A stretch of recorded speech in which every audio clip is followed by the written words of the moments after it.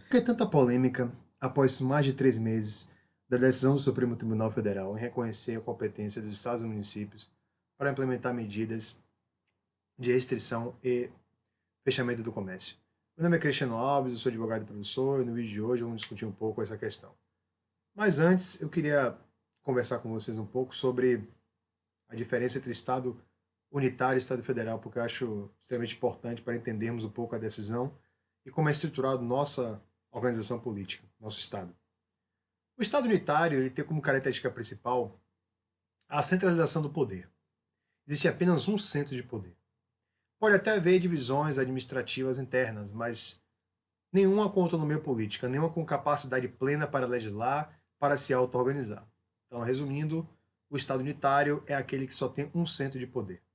O Estado federal, que é o Estado adotado pelo Brasil, a forma de Estado adotada pelo Estado brasileiro, pela Constituição Federal de 88, ela é muito comum em estados com dimensões continentais, países territorialmente extensos, com uma diversidade populacional grande.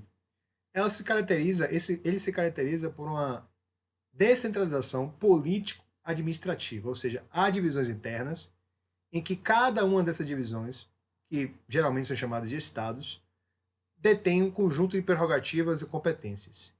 E aí é a questão que começa, e é essa ponto que começa a tocar na nossa questão, que é a decisão do Supremo em relação à competência para os estados e municípios implementar essas medidas de restrição que nós estamos vivendo aí durante a pandemia do Covid-19. Como a gente pode observar no artigo 23 da Constituição Federal, é competência comum da União, dos estados, dos distritos federais e dos municípios cuidar da saúde. Então, a competência tanto da União quanto dos estados e do Distrito Federal é comum, ou seja, todos podem implementar medidas que visem a reparação, promoção da saúde pública.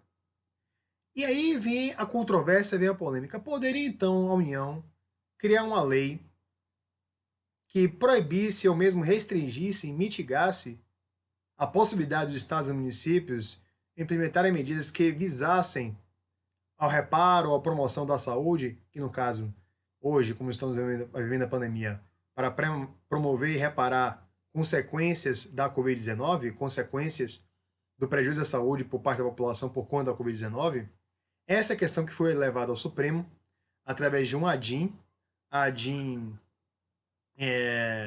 proposta pelo Partido Rede de Sustentabilidade, que questionou alguns dispositivos da Lei 13.979, a lei da pandemia. Uma lei que trata tanto de medidas de restrição, medidas congentes, medidas obrigatórias para os estados e para a sociedade como um todo, e também trata da flexibilidade em relação à contratação pública. Especificamente nesse vídeo, como nós estamos tratando da constitucionalidade ou não das medidas que os estados e municípios podem adotar, vamos nos atentar apenas a esse ponto. Qual foi o teor da decisão do Supremo Tribunal Federal? Está aí a decisão. O tribunal, por maioria, concedeu parcialmente a cautelar uma medida precária, provisória, que visa assegurar o objeto da lide, para que, em virtude da possível demora, esse objeto não pereça. Então, inciso 1º, suspender parcialmente, sem redução de texto, o disposto no artigo 3º, inciso 6º, a linha B, e parágrafo 6º e 7º, inciso 2º, a fim de excluir estados e municípios da necessidade de autorização ou observância antifederal. Então, a Lei 1397, Lei Federal, que criou medidas de restrição que poderiam ser adotadas por estados e municípios, só poderiam ser implementadas por estes caso houvesse autorização.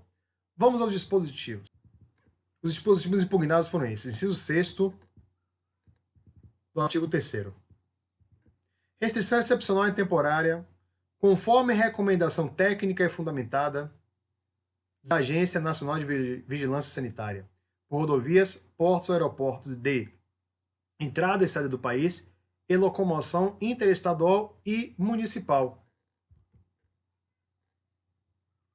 Então, segundo o teor da decisão do Supremo Tribunal Federal, o artigo 3º, inciso 6º, a linha B,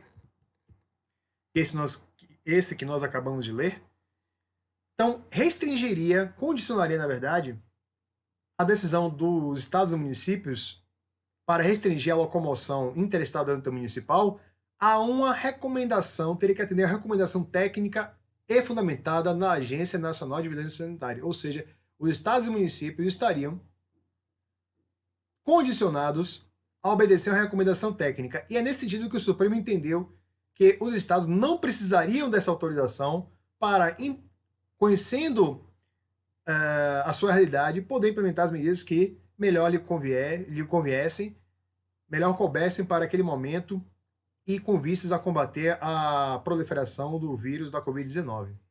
Então, esse inciso 6º, a linha B, foi impugnada. E parágrafo 6º e 7º, inciso 2º.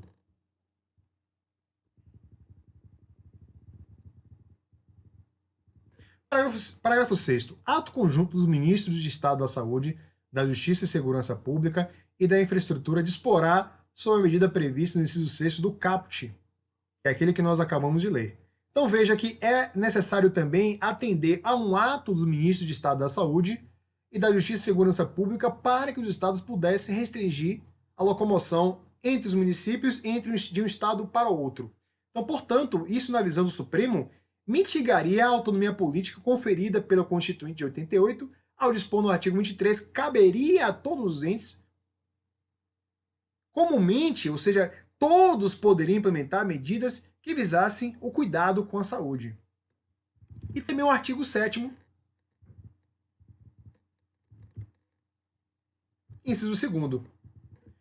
As medidas previstas nesse artigo poderão ser adotadas pelos gestores locais de saúde, desde que autorizados pelo Ministério da Saúde, nas hipóteses do inciso 1º, inciso 2º, inciso 5º e inciso 6º do caput deste artigo.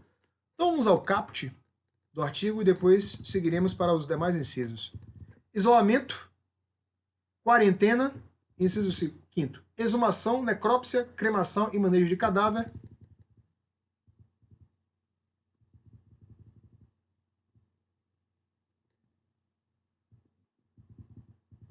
E o próprio inciso 6º que nós já falamos. Então, a prática, os estados e municípios só poderiam implementar,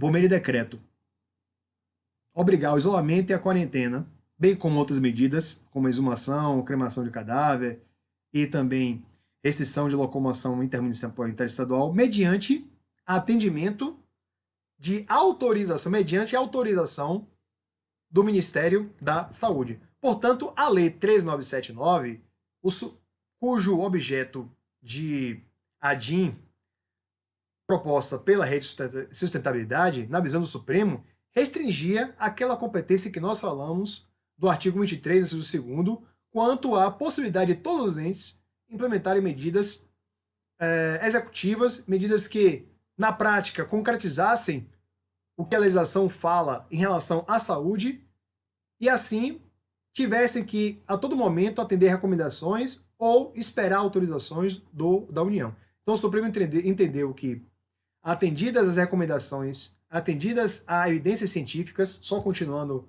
o teor da decisão do Supremo, conferir interpretação conforme aos referidos dispositivos, no sentido de que as medidas neles previstas devem ser prestadas de recomendação técnica e fundamentada, devendo ainda ser resguardada a locomoção dos produtos e serviços essenciais definidos por decreto da respectiva autoridade federativa. Sempre respeitar as definições do âmbito da competência constitucional de cada ente federativo, nos termos do voto do ministro Alexandre de Moraes. Então, perceba que o Supremo foi no sentido de reconhecer aos estados e municípios que, a partir da interpretação constitucional daqueles dispositivos da 3979, estes entes não precisariam de autorização e nem atender recomendações que mitigassem a possibilidade desses entes a implementarem medidas que visassem o combate da pandemia. Afinal de contas, a competência do cuidado da saúde é uma competência comum. Bom, basicamente é isso que eu queria falar para vocês. Gostaria de pedir que você se inscrevesse, caso ainda não tenham feito a inscrição, curtisse esse vídeo, se caso tenham gostado, compartilhassem e agradecer a vocês por terem assistido esse vídeo. Muito obrigado.